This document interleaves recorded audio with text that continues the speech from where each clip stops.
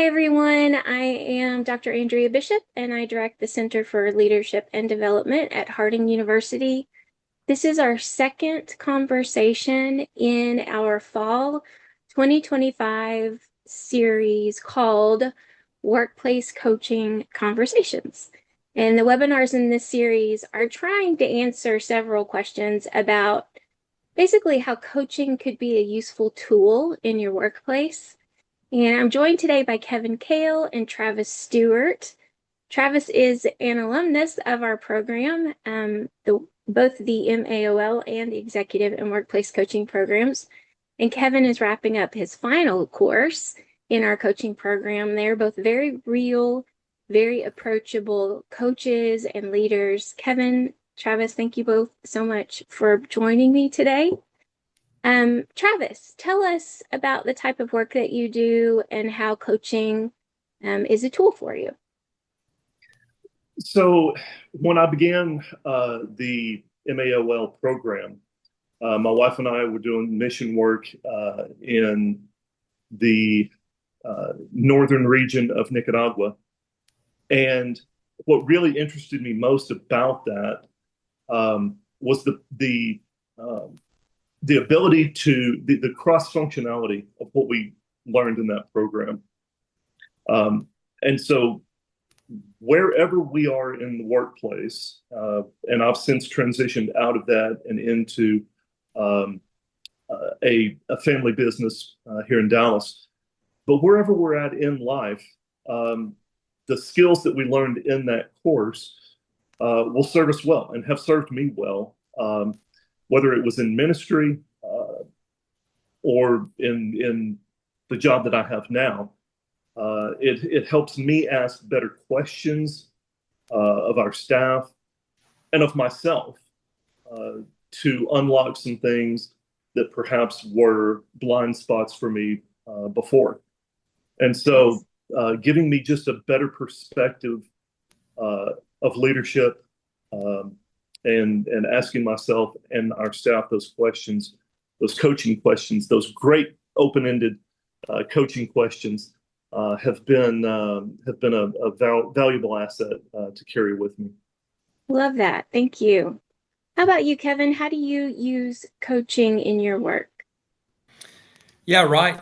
As a part of being embedded in both the program and at Harding University, my client base is primarily found in the faculty and staff.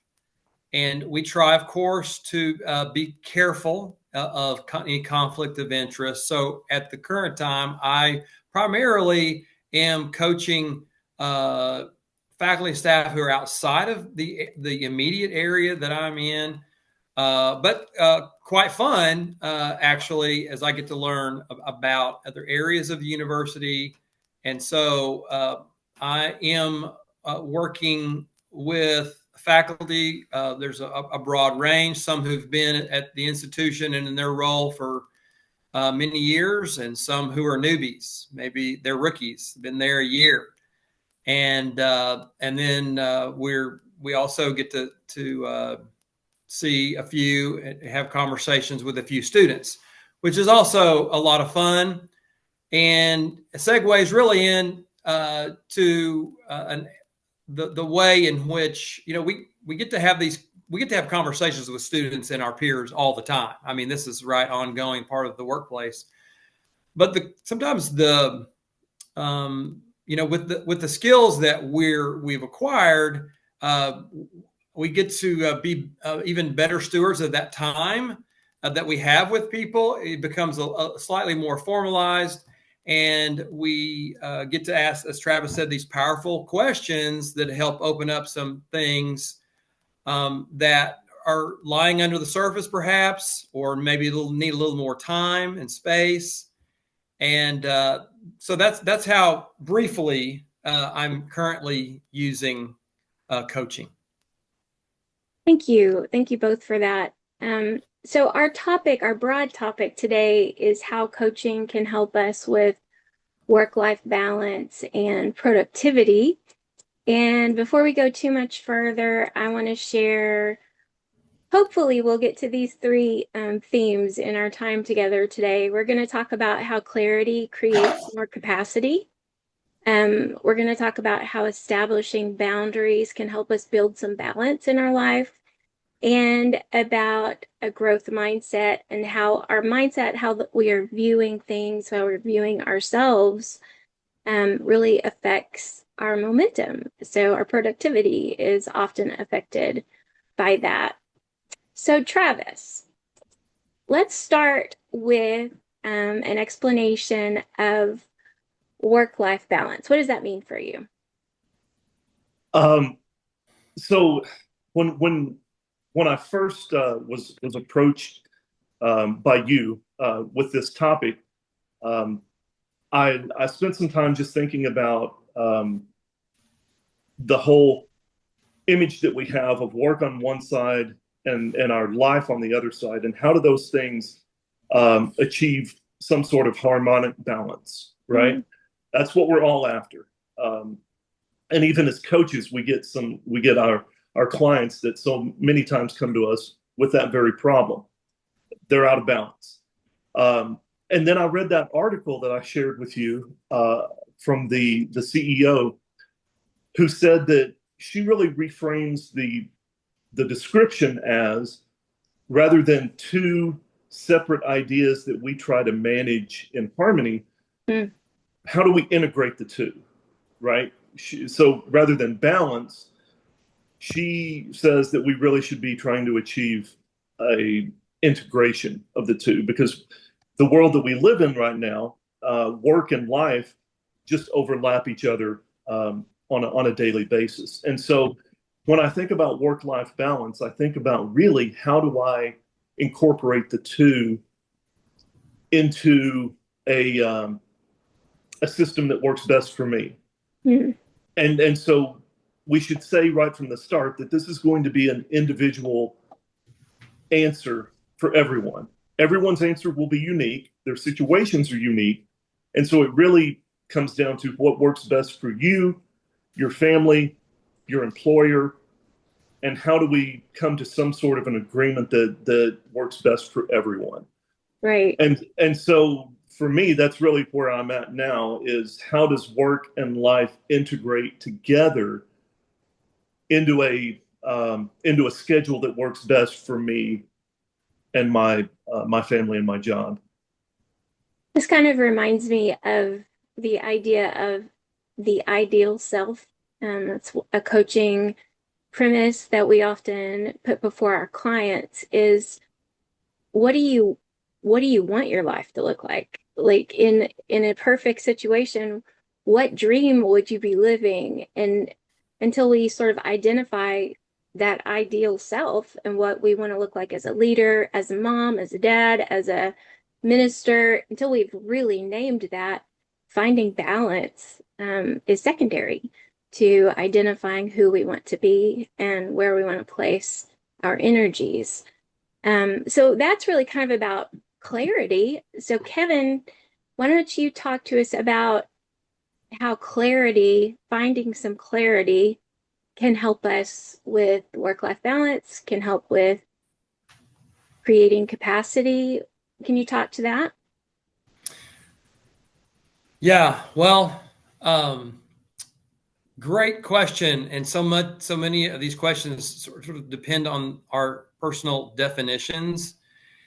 And so when I think of balance and having clarity about what that is really important.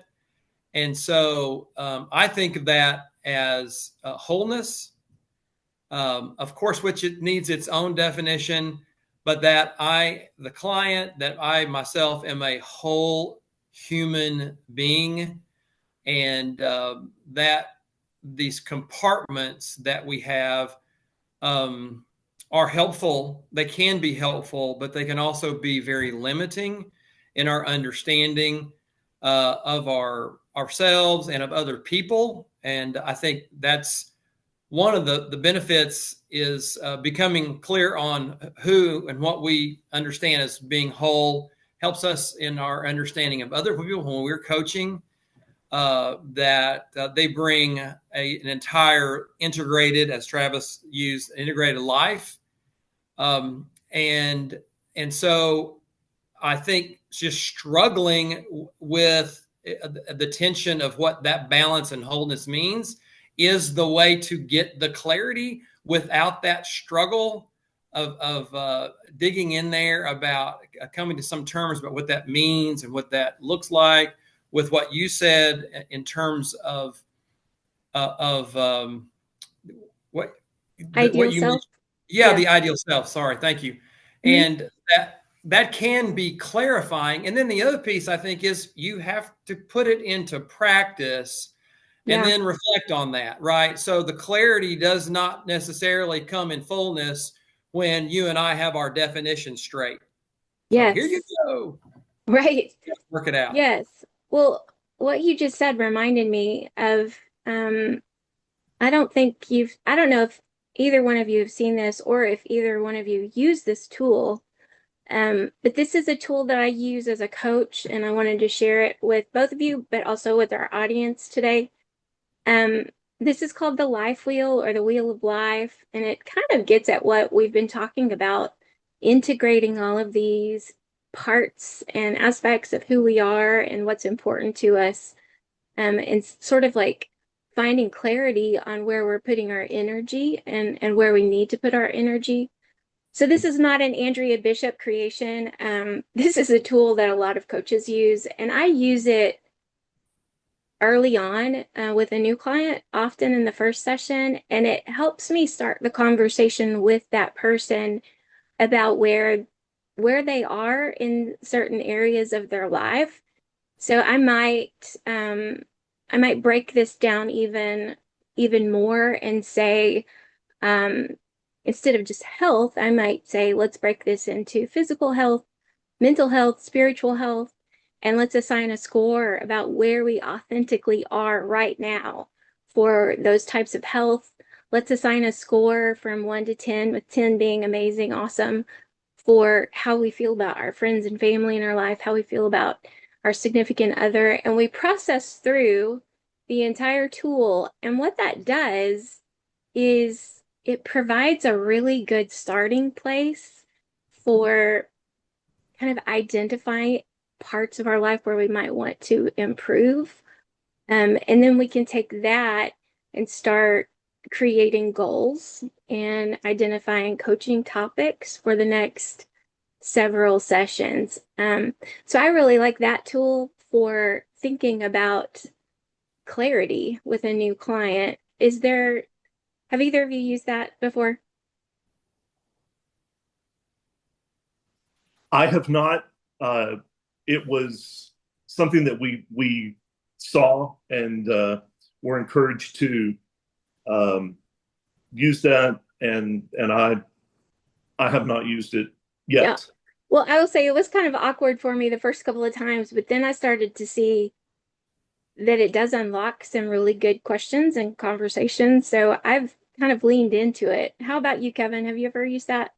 Yes, yes. It.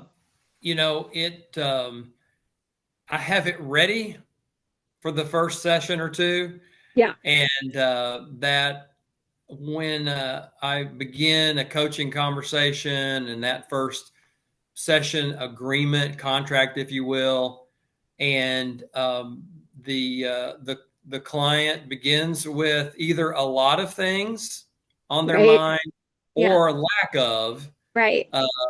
specificity, then this is a perfect tool Yeah. and very helpful to the coach, to me, to be able to launch, into or initiate a conversation and kind of Yeah. create a safe space for the client. But I don't use it every time. It Yeah. depends. I have people who come and say, "Well, this is what I'm focused on Sure. right now."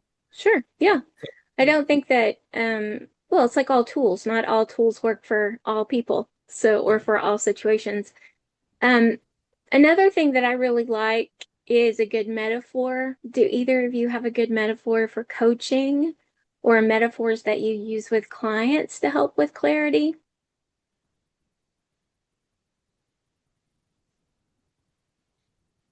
I, Kevin, we'll start with you. I'm sorry, Yeah. go ahead. Well, my go-to is that I'm in a program and work with someone who thinks in metaphors, and her name is Dr. Andrea Bishop, and I'm very thankful.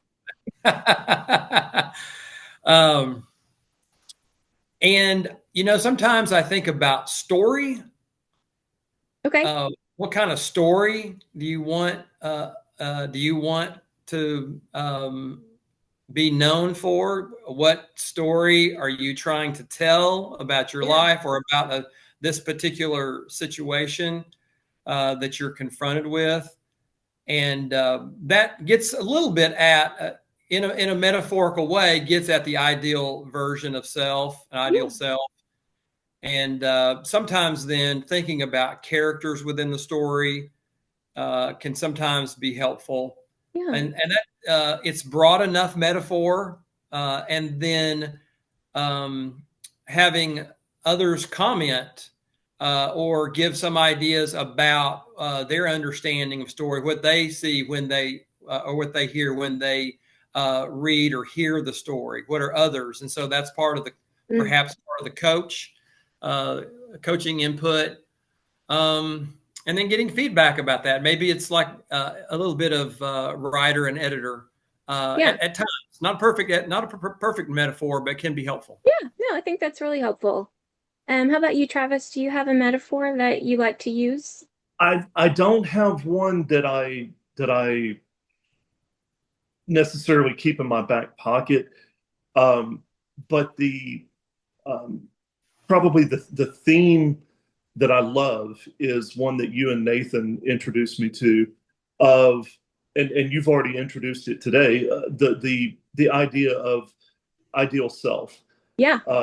And because when we talk about clarity, um, we use the life wheel to really define where we're at, and then we pair that with the vision of what is the ideal version of myself as fill in the blank leader, husband, uh, Mm.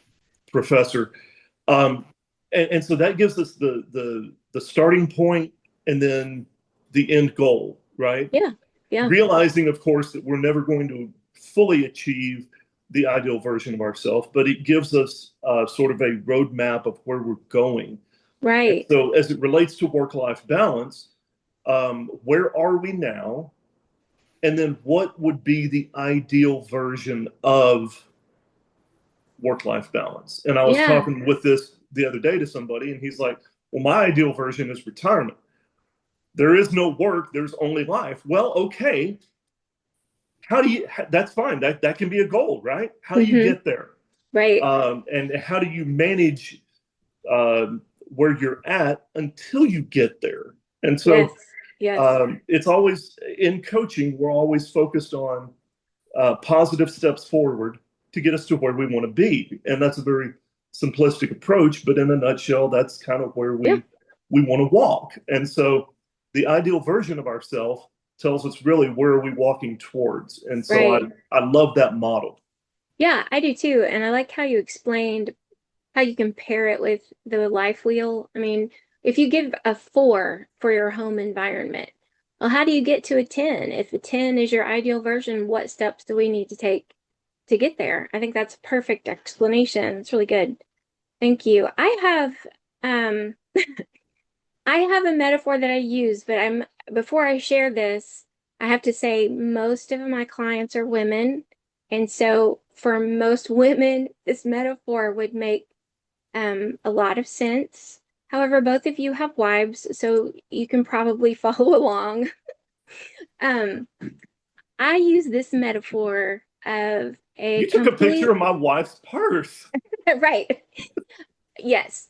So I use this with clients who walk in the door or they arrive for our session, and there is so much going on in their brain that they're having a hard time even getting to a space where we can coach. So for example, I've been working with someone on a long-term goal for the last several weeks. And she recently came in and she sat down and she said, I can't focus today because fill in the blank, something happened this morning and it's taking up all the space in her brain. And so we pulled out this metaphor, this idea of a completely full bag or full purse, and we've got to find the key that's in there somewhere. Where's the key and how do we get to it?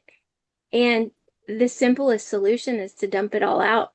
I mean, dump it all out and sort through it. And so that's sort of what we do in coaching. There is a word for that. It's called clearing. Um, we help a client clear whatever's going on in their brains so that we can really get down into what we need clarity on, what we need to be focusing that coaching session on. And I kind of like this idea of dumping out the purse because I think most women have done that multiple times in their lives. And you can put your hand down there and dig around for a while, or you can just go ahead and be proactive and dump it out and get it quickly. So coaching, honestly, for me, as both a coach and a client, is it's really helpful to help me clear. It gives me space on a regular basis to dump out my head, dump everything out of my brain, and then start sorting through it and figuring out where I need to go from there. Let's go ahead and move on to our second point today. But first, I want to give our audience a few coaching questions. So these are some coaching questions that we might use with clients to help them reach some clarity. Travis, do you see anything on the screen that jumps out at you as a really good coaching question?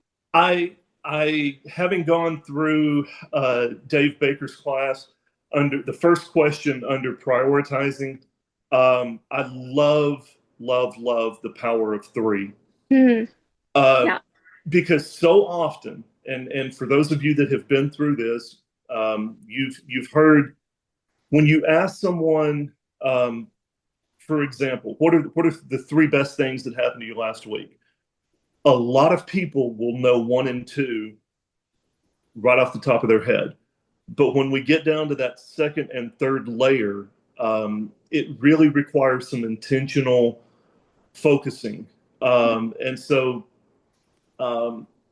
that's why we don't ask what was the best thing that happened to you last week, or if you could only focus on one thing, what would it be? Because that's usually right at the top of our mind. By the time we get though to the second item, the third item, we're really kind of having to focus and peel back some of those layers to get to those answers. And so that second answer, and then especially that third answer, we're unlocking things that may not have been apparent to us initially. And so I love the power of three. Yes. Yes. What, Kevin, does one jump out at you? Can I have two? Sure. I mean, I don't know. Well,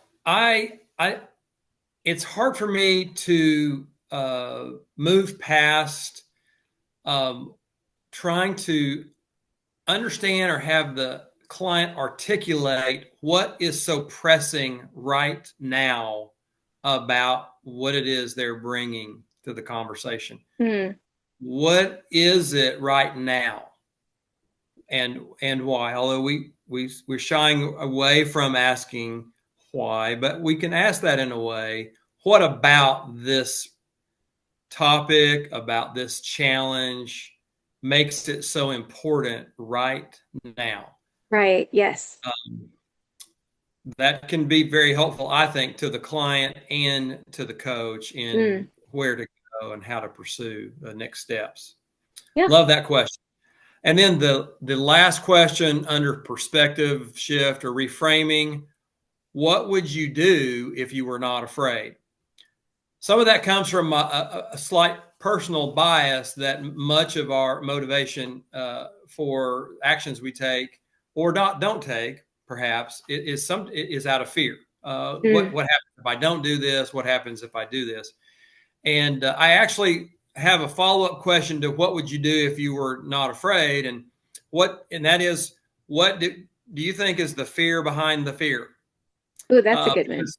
just to go a little deeper about what it is there that's on the surface, about what they think it really is driving them to this, like what's behind that.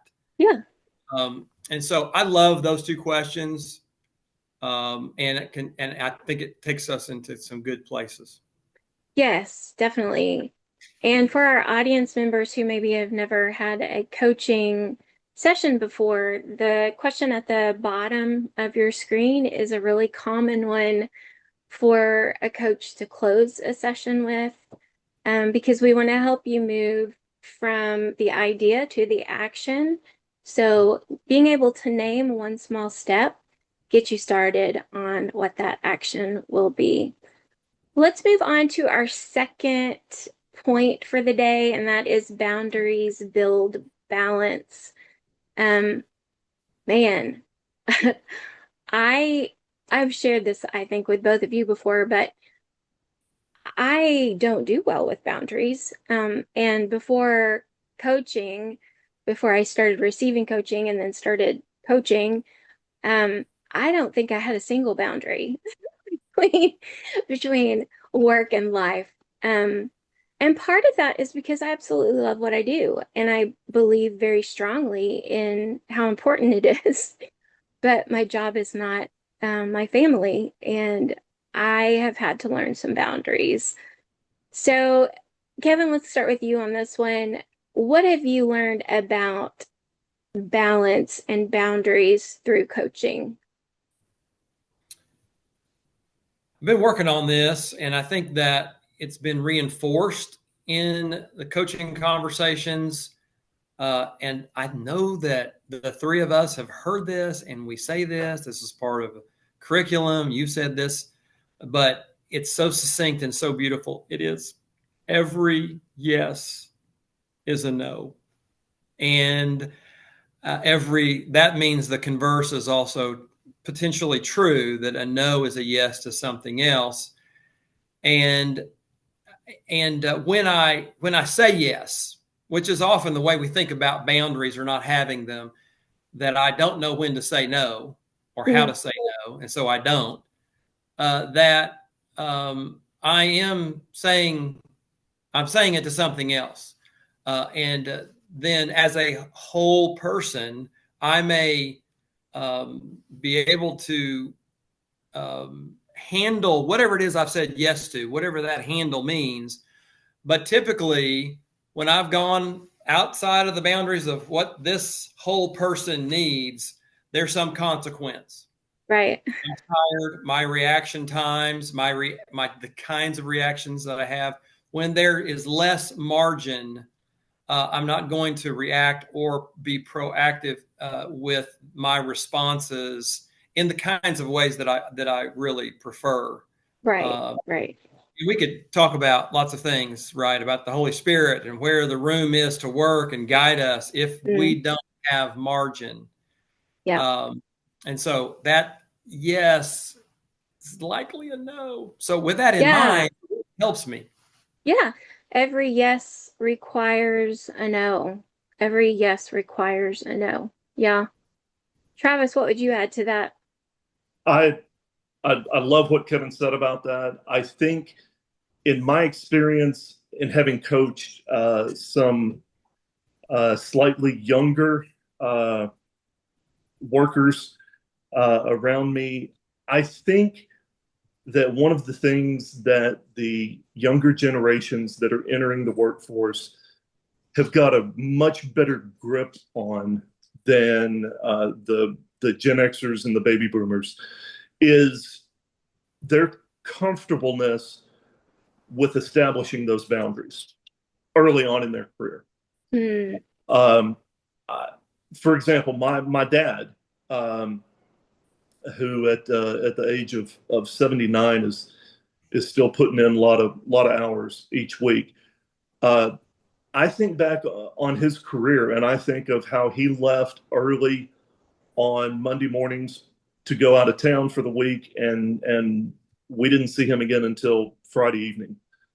And there was that time, that culture really encouraged him to wear that as a badge of courage, right? I was gone all week. I missed a lot of events, but I did it. I sacrificed for my family. Um, there's a trade-off always, but I think the younger generations have taught me um, that, like Kevin said, every yes requires a no, and they're just much more comfortable, from what I've seen, in establishing those boundaries. Um, Probably a lot better than our generation and our parents' generation did. Yeah, yeah. And then to follow that up, I got a friend of mine sent me this last month when we were talking about this topic. His company CEO sent an email out over the weekend, and the last line of that email, it was sent over the weekend, and it said, "This is a well-being notice. If you're receiving this email outside of normal working hours, then just know that managing work and life responsibilities is unique for everyone. I have sent this email at a time that works for me. Please respond at a time that works for you." Yes. I love that because you're Yes. not only acknowledging that, like we talked about earlier, that this CEO is integrating work and life over the weekend, but he is also encouraging the recipients of that email to not feel pressure to respond to that at a time that is outside of their work hours. Right. Yes. No, that's really good. I work for someone who does a lot of work on the weekends and in the evenings, and I get messages from him often on the weekends and in the evenings, and it took me a while to be comfortable in not responding until I was ready and I was on the clock or whatever we want to call it. That's really good. Thank you. Thank you for sharing that. Um, Before we move to our next point, I want to share another coaching tool that I use with clients. I feel like I'm giving away all my secrets, but that's what we do in these webinars. So there's something that I give to my clients, usually about session 3 or 4, and it's this idea of SCARF. And I will not bore you with all of the neuroscience backgrounds, but I think that this little mnemonic and what it stands for is incredibly powerful. So I just want to share how I use it and why I give it to clients. Status is the mnemonic, and I'm sorry, SCARF is the mnemonic, and it stands for status, certainty, autonomy, relatedness, and fairness. And basically, the reason why I share this is that my clients will occasionally, all of us occasionally, will feel this anxiety or this discomfort or threatened in some way by something that happens at work. Maybe we were ignored in a meeting, or someone is taking over a project that we started, and our our body is reacting negatively to that stimulus. And this mnemonic gives you the power of naming what it is that's making you uncomfortable so that you can sort of take control of it. So for status, that means somehow someone is challenging how important you feel in relation to other people. It's not a negative thing. It's just, how do you feel in relation to other people, and is that being challenged? Certainty is how confident we feel about our future. So is someone threatening my future? Because if so, that's going to make me feel uncomfortable. Autonomy is how much control do I feel like I have over my life? If I've got like a 5-year plan and someone is interrupting that 5-year plan, I'm going to feel threatened by that. Relatedness is how connected we feel to other people. And then fairness is how reasonable we feel about the things that are happening, in our circle. And usually when I share this with clients, we then start talking about, is there a thread that's being pulled in one of those situations that has been upsetting? I'll put this on the screen just for a minute, but if a client comes in and she's upset and she's not really sure why, but she tells me about a meeting that happened at work and she has this language, then we can talk through, well, which of those threads do you think was pulled? And usually by doing so, she can say, well, I think my certainty has been challenged. I think that my autonomy has been challenged. And then she's able to pull it down and really talk about it and think about it in positive, productive ways. So that's balancing both clarity and balance through that little mnemonic. I think it's a really helpful tool. I'll let you both, do either of you want to comment on that before we go to our coaching questions for boundaries? That's okay. I would just say, well, I think that it reflects why I like one of the questions that I picked about what was, what maybe what fear, what you're afraid of the most. Yeah.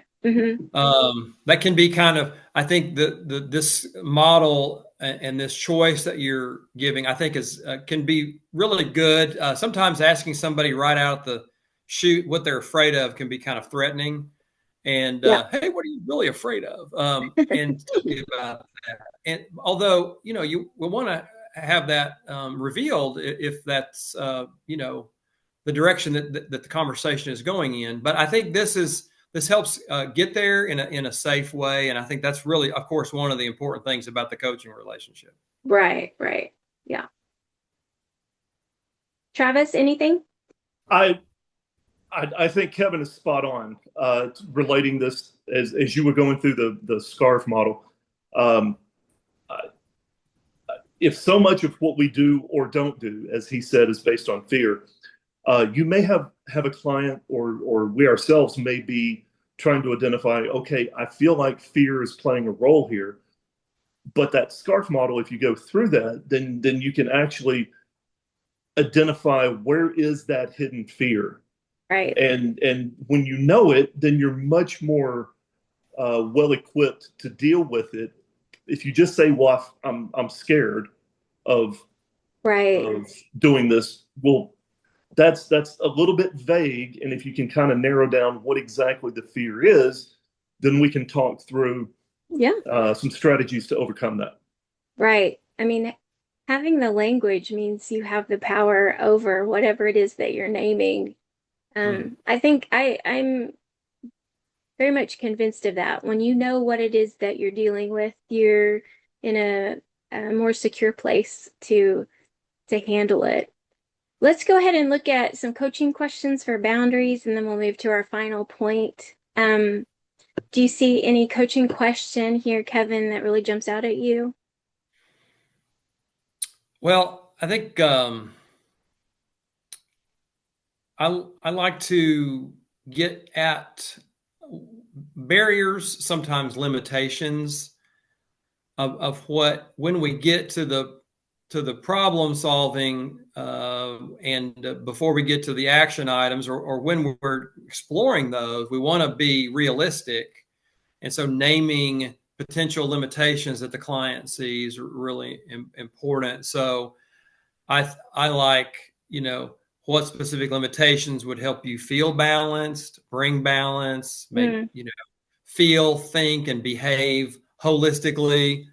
So I like, getting those out there and letting the client consider what they are so that it enables them to be able to, take next steps. Yeah. Travis, anything jump out? Under prioritizing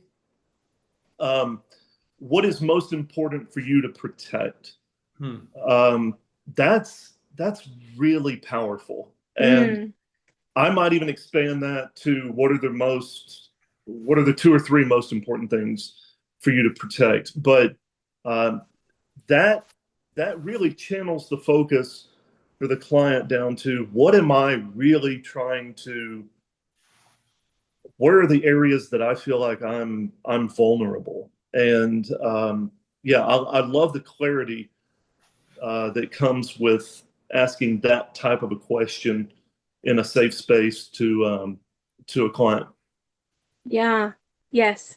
And I think, I mean, all of these sort of go back to that idea that you've both already talked about, that every yes, for every yes, there must be a no. I mean, that's got to become part of our mindset as we move forward if we are truly going to build some healthy boundaries. And speaking of mindset, do you like that segue? That was pretty good.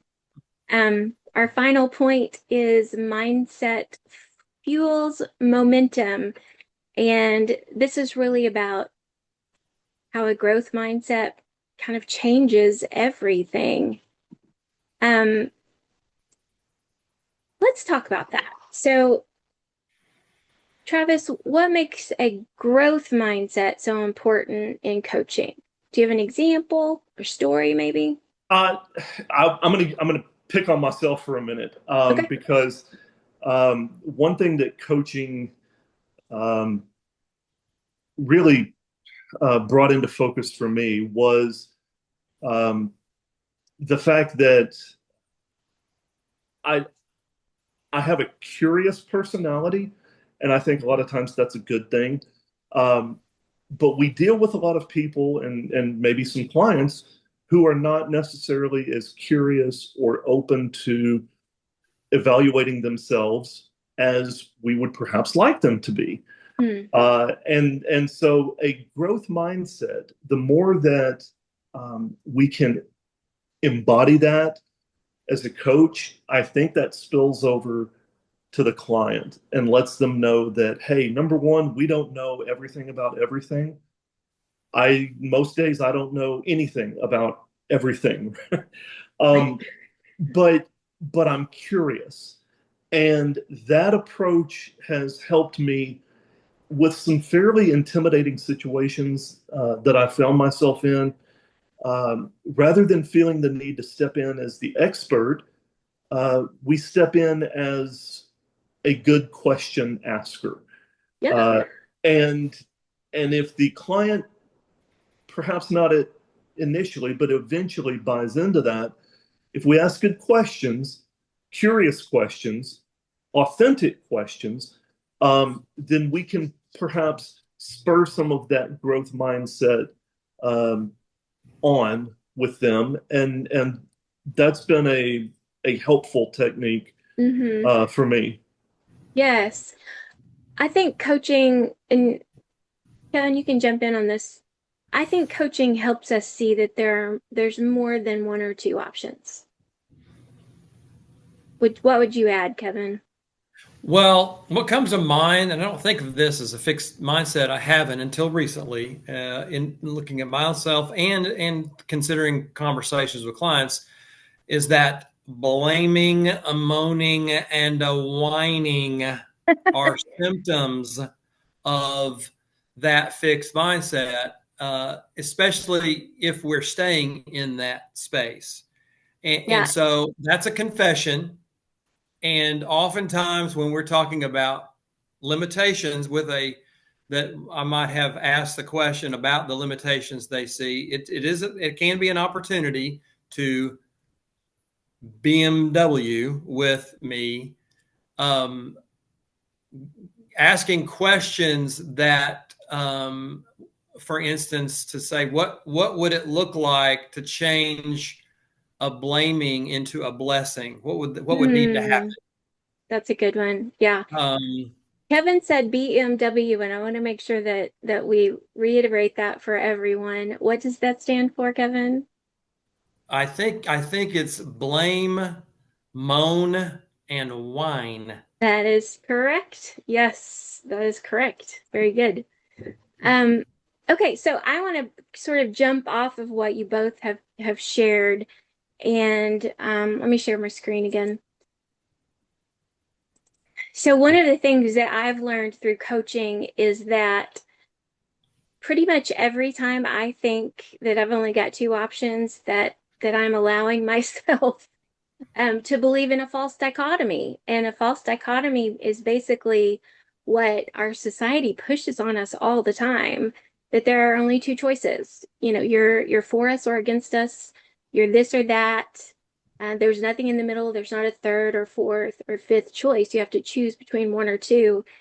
And I would say I've put on this slide rarely are there only two options, but I would go so far as to say perhaps never are there only two options. There is there's a third one out there. There's a way to combine or change or rethink pretty much any situation in front of us.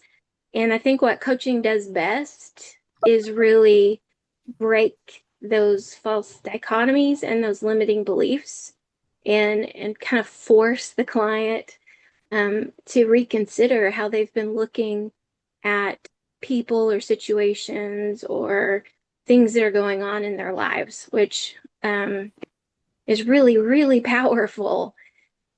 Let's look at this screen. And then while it's on the screen, Travis, does do any of those limiting beliefs jump out at you?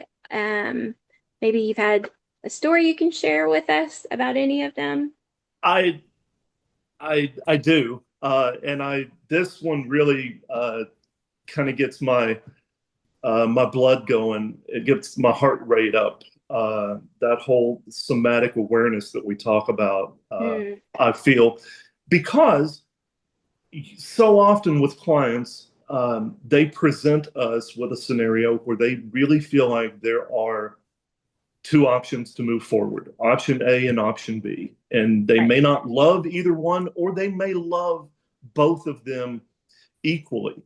And uh, the MAOL program, coaching specifically, really opened my eyes to, okay, that's an opportunity to sit down with our client and say, how do we craft a hybrid? How do we craft a custom option for you that takes the best of A and the best of option B, put those things together and move forward with both?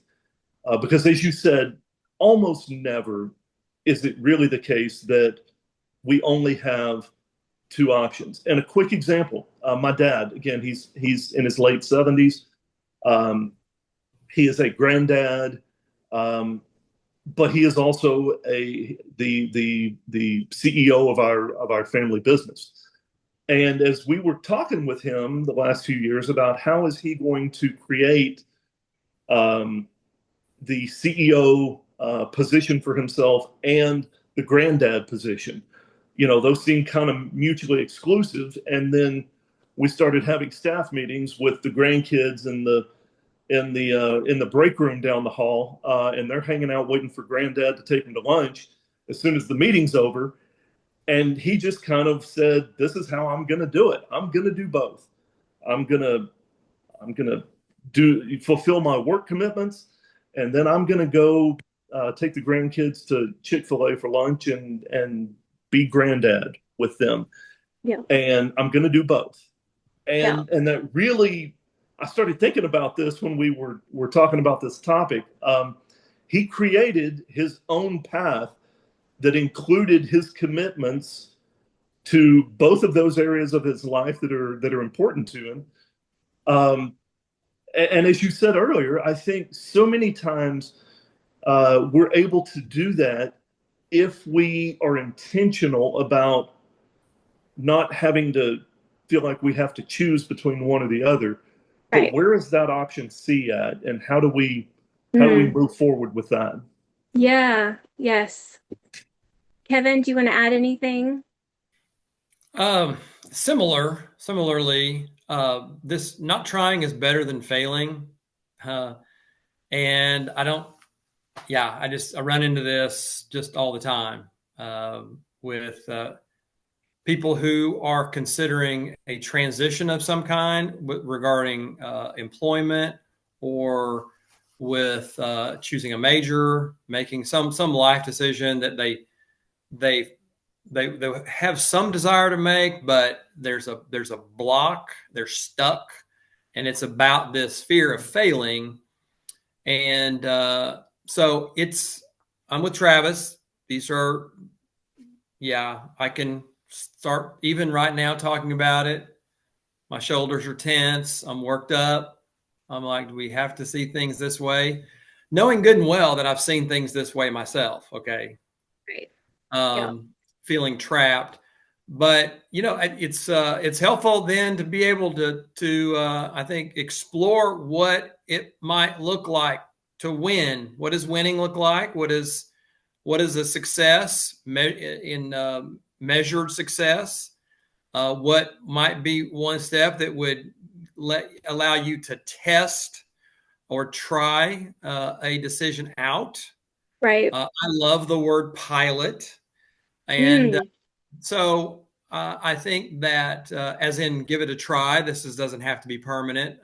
Right. Right. And so that is one limiting belief that I think, wow, if there's something that I think is, I don't know, I can just overgeneralize right now.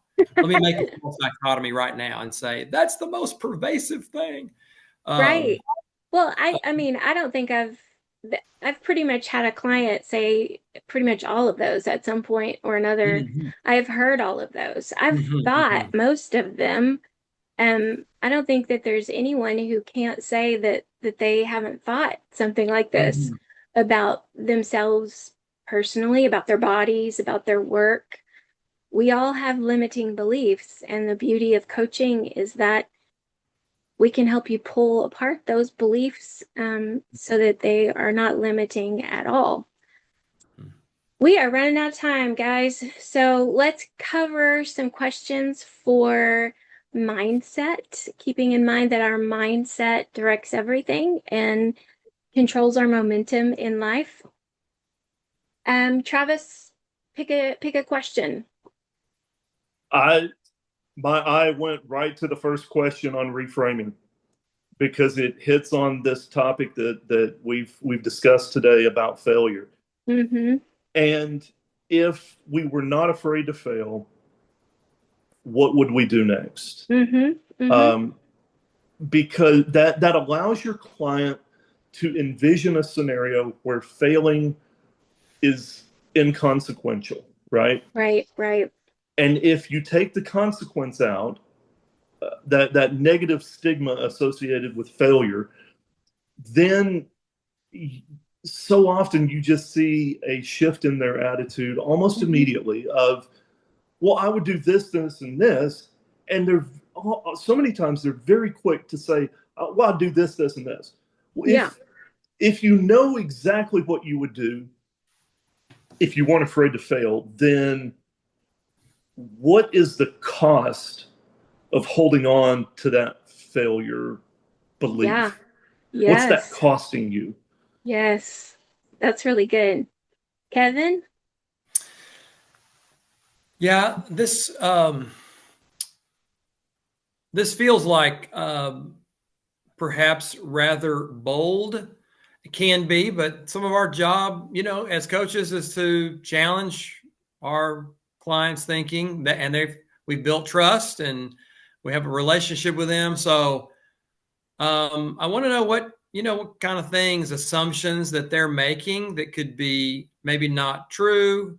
I might even include somehow a combo of those two questions under challenging limiting beliefs. Mm-hmm. Of course, I'm famous for stacking questions, so I like pile them up here.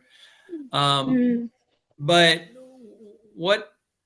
in what ways might this assumption be preventing them from moving forward?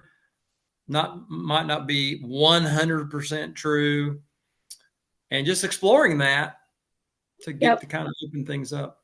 Yes, definitely. Well, before we start to wrap up, I want to do a quick reminder.